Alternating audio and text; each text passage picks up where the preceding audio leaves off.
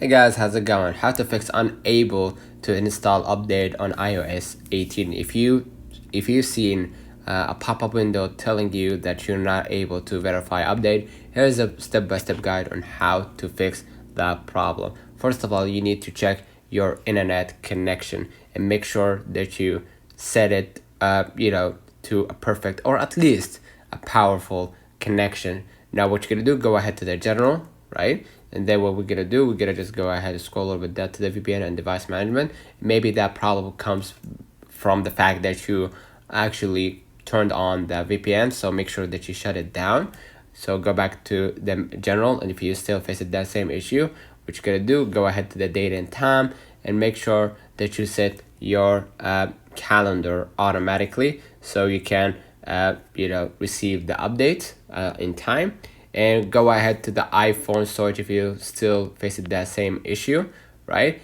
Probably one of the reasons why you're facing that issue because you have a lot of storage in your iPhone and you need to release some of the unnecessary data. So you need to go to any app right here and make sure that you take the any app that takes the most space.